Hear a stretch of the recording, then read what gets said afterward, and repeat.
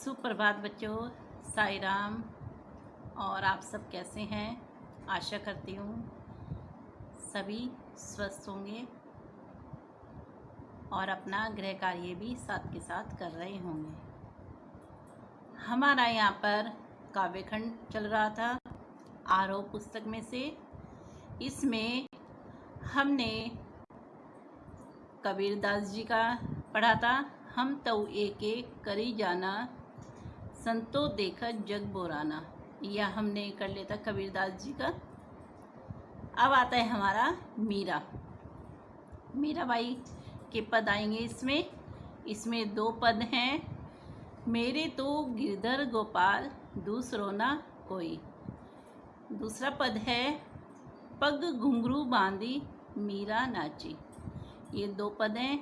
आज हम एक पद पढ़ाएंगे। इसमें हम सबसे पहले इस प्रकार से देखते हैं कि आज का उपविषय काव्यखंड प्रकरण मीरा के पद। मीरा का पद हमने कौन सा लिया इसमें? मेरे तो गिरधर गोपाल दूसरो ना कोई।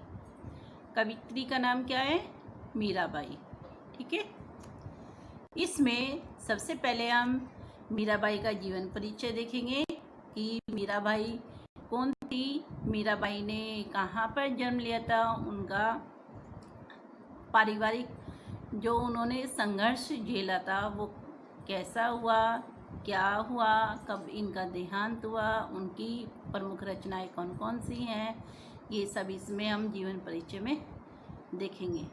तो चलिए जीवन परिचय देखते हैं।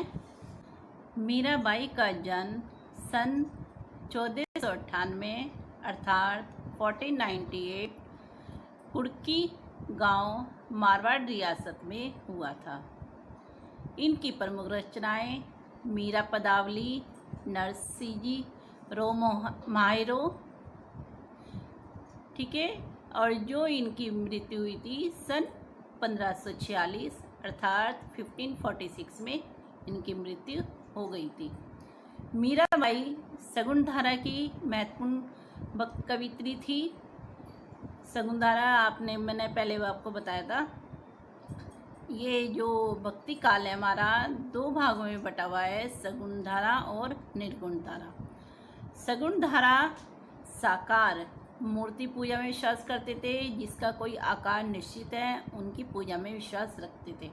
जैसे सूरदास जी श्री कृष्ण जी की पूजा करते थे, तुलसीदास जी श्री राम जी की पूजा करते थे, मीरा श्री कृष्ण जी की पूजा करती हैं। इसी प्रकार से निर्गुण धारा है जो केवल ईश्वर को मानते हैं, उनका कोई भी आकार निश्चित नहीं होता। वो कहते हैं परमात्मा एक है। इस प्रकार से मीरा सगुण धारा की एक महत्वपूर्ण भक्त कवित्री थी। कृष्ण की उपासिका होने के कारण उनकी कविता में सगुण भक्ति मुख्य रूप से मौजूद थी, लेकिन निर्गुण भक्ति का प्रभाव भी मिलता है। संत कबीर रैदास उनके गुरु माने जाते हैं। ठीक है। क्योंकि जो रैदास जी हैं, रैदास जी को भी अपना गुरु मानती थी। बचपन से ही उनके मन में कृष्ण भक्ति की भावना जन्म ले चुकी थी, इसलिए वे कृष्ण को अपना आराध्य और पति मानती थी। अन्य भक्तिकालीन कवियों की तरह मीरा ने भी देश में दूर दूर तक यात्रा की। चित्तौड़ राजघराने में अनेक कष्ट उठाने के बाद मीरा वापस मेड़ता आ गई थी। आपको मैं बता देती हूँ कि मीरा का विवाह 12 साल की आयु में हो गया था और वो चित्तौड़ के राजा राणा सांगा के पुत्र के साथ हुआ था और वहाँ पर बचपन में ही वे विधवा हो गई थी। फिर उसके बाद वहाँ पर उनको अनेक यातनाएं दी गई। वो अनेक यातनाएं देने के बाद जब मन में बचपन से ही कृष्ण के प्रति भक्ति की भावना आ गई थी तो वे उसमें लीन हो गई और उनके भजन कीर्तन में अपना मन लगाने लगी और वहाँ से वे मेड़ता आ गई थी। यहाँ से उन्होंने कृष्ण की लीला भूमि वृंदावन की यात्रा की। जीवन के अंतिम समय में द्वारिका चली गई। माना जाता है कि वहीं रणछोड़ दास जी की मंदिर की मूर्ति में वे समाहित हो गई थी। उन्होंने लोकलाज और कुल की मर्यादा के नाम पर लगाए सामाजिक और वैचारिक बंधनों का हमेशा विरोध किया। पर्दा प्रथा का भी पालन नहीं किया। मंदिर में सार्वजनिक रूप से नाचने गाने में कभी हिचक महसूस नहीं की, क्योंकि वे कृष्ण भक्ति में लीन हो गई थी और उन्हें ये सब चीज़ें अच्छी लगती थी। उन्होंने कभी पर्दा प्रथा को नहीं अपनाया और मंदिरों में जाकर भजन कीर्तन करती थी और वहाँ पर नाचना और गाना भी होता था। इस प्रकार से महापुरुषों के साथ संवाद से ज्ञान बढ़ता है, यह मानती थी। वे कहती थी कि ज्ञान से मुक्ति मिलती है, इसलिए हमें महापुरुषों के साथ बैठकर ज्ञान को बढ़ाना चाहिए। अपनी इस मान्यताओं को लेकर वे दृढ़ निश्चयी थी। निंदा या बंदगी उनके अपने पद से विचलित नहीं कर पाई।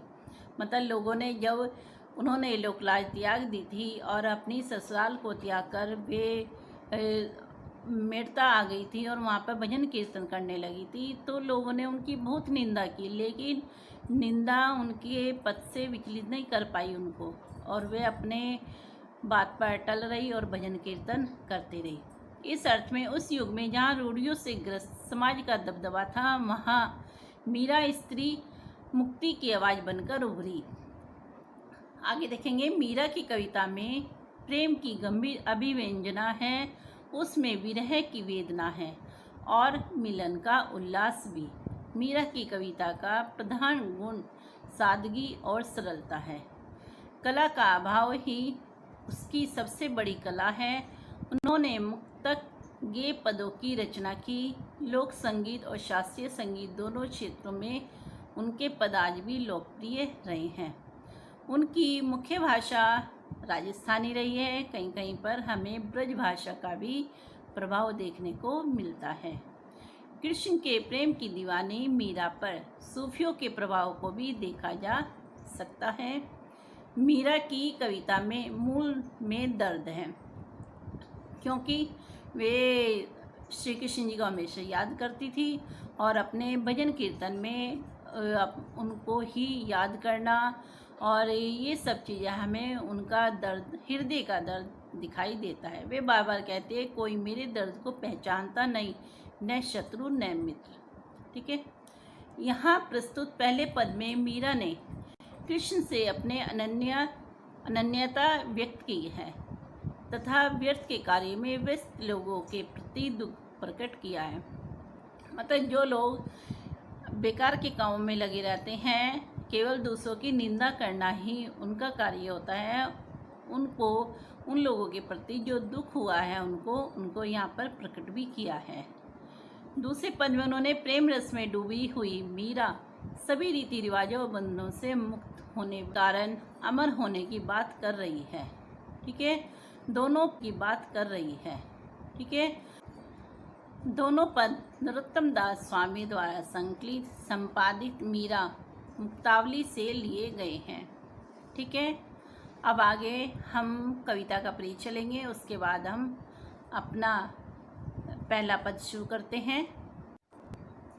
आइए कविता का परिचय लिखते हैं।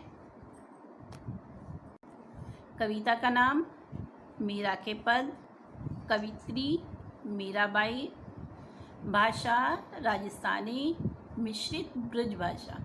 इन्होंने राजस्थानी भाषा का प्रयोग किया है जो ब्रज भाषा से मिश्रित है, और इसमें जो काल है, किस काल की है कवित्री, मैंने जैसा भी आपको बताया है, ये भक्ति काल की है।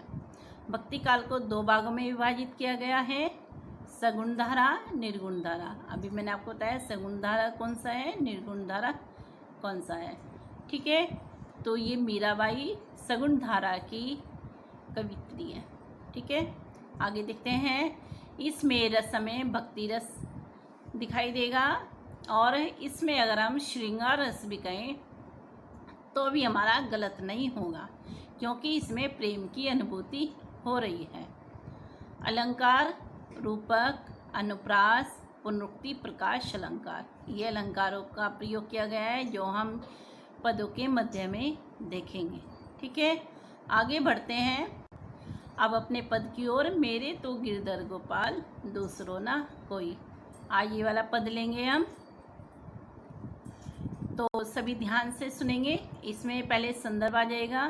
संदर्भ जैसे मैंने आपको समझा रखा है किस प्रकार से लिखते हैं। प्रस्तुत पद हमारी पाठ्य पुस्तक क्षितिज के मीरा के पद से लिया गया है, जिसकी कवित्री मीराबाई जी हैं। ठीक है, उस प्रकार से अब इसमें हम प्रसंग लिखेंगे। प्रसंग में इसमें क्या बताया जा रहा है उसके बारे में थोड़ा सा उसमें आ जाएगा कि प्रस्तुत पद में मीराबाई गिरधर गोपाल पर्वत को धारण करने वाले श्री कृष्ण जी को अपना पति मान चुकी है और उसने सभी लोकलाज, सभी मर्यादाओं को तोड़ डाला है।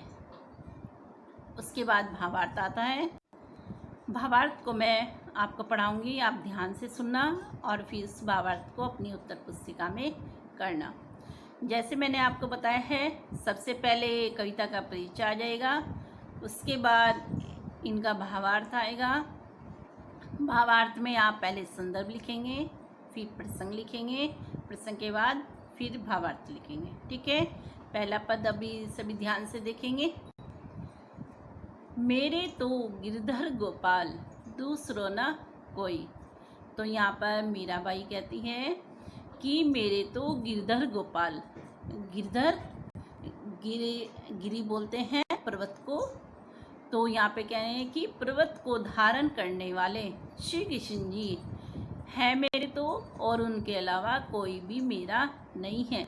मैं तो अपने हृदय में उनको ही बसा चुकी हूँ, अब मैं उन्हीं को ही अपना मानती हूँ। जाके सिर मोर मुकुट मेरो पति सोई।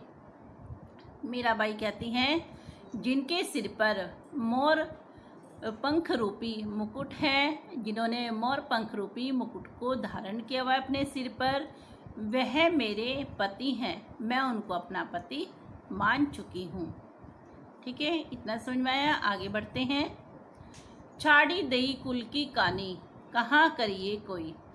तो मीराबाई यहाँ कहती हैं मैंने तो कुल की मर्यादा को छोड़ दिया है, त्याग दिया है, अब कोई मुझसे क्या कहे और मुझे भी किसी से कुछ नहीं कहना है। कहा करिए कोई, और कोई क्या करेगा।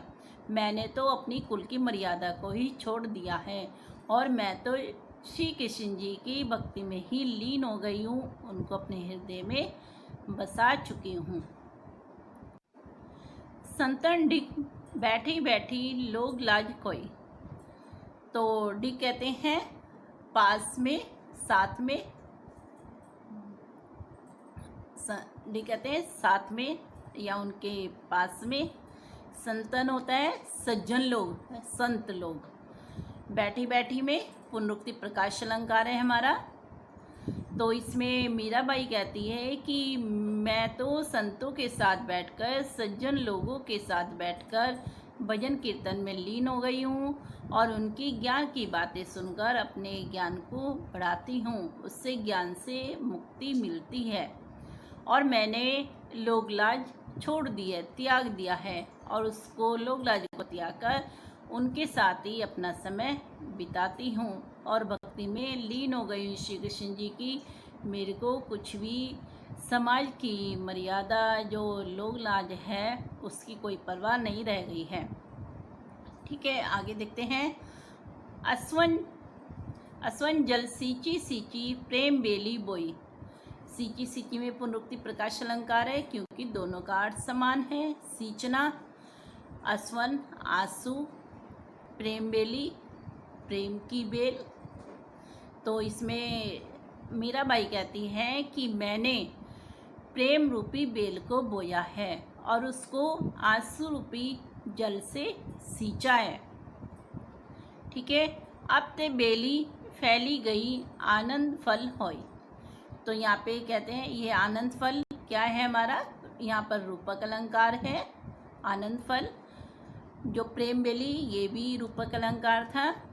तो इसमें कह रही है कि अब वह बेल, जो प्रेम रूपी बेल थी, अब वह बेल फैल गई है और उस पर आनंद रूपी फल आने लगा है। ठीक है, अर्थात ये कह रही है कि उससे मेरे को आनंद आने लगा है। अब मैं श्री कृष्ण जी की भक्ति में लीन हो गई हूँ, उन्हीं का ही प्रेम मेरे हृदय में बसा हुआ है। मेरे को कोई भी समाज का डर नहीं है, मैंने लोकलाज छोड़ दी है।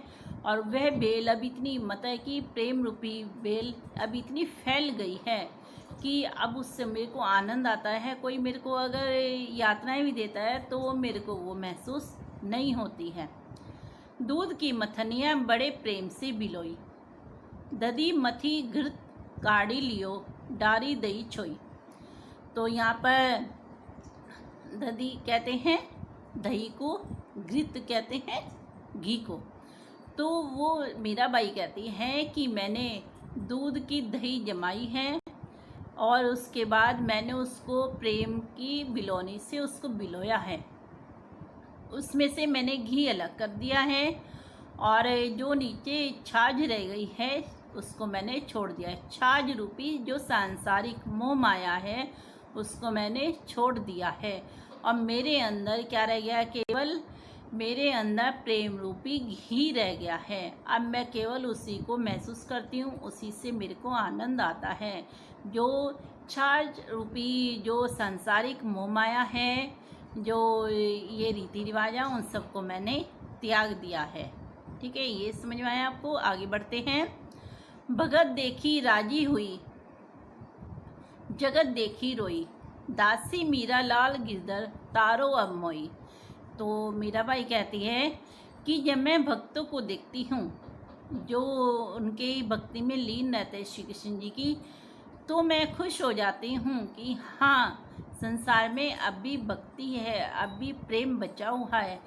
जगत देखी रोई, और जब मैं संसार के लोगों को देखती हूँ कि जो अपने ही स्वार्थ में लिप्त हैं, केवल अपने ही बारे में सोच रहे हैं और दूसरों की निंदा करने में कहीं भी चूक नहीं रहे हैं, तो ऐसे लोगों को देखकर मैं दुखी हो जाती हूँ। दासी मीरा लाल गिरधर तारो अब मोई।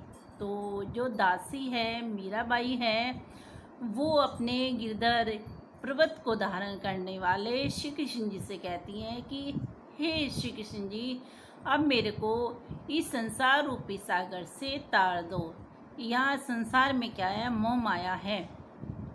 अब यहाँ पर किसी का भी मन नहीं लगता है, मैं तो आपके प्रेम में लिप्त हो गई हूँ, आपकी भक्ति में लीन हो गई हूँ। इस संसार रूपी भवसागर से मेरा उद्धार कीजिए। ठीक है, ये आपको समझ में आ गया है। अब इसका भावार्थ करेंगे। ठीक है, जैसे जैसे मैंने आपको बताया है कि पहले संदर्भ लिखेंगे, फिर प्रसंग लिखेंगे, फिर भावार्थ लिखेंगे। आगे बढ़ते हैं। अब मैं आपको आगे की वीडियो में आगे का पद कराऊंगी और उसमें प्रश्न उत्तर भी आपको समझाऊंगी। आप अभी इतना ही गृह कार्य करेंगे। ठीक है, धन्यवाद। साईं राम।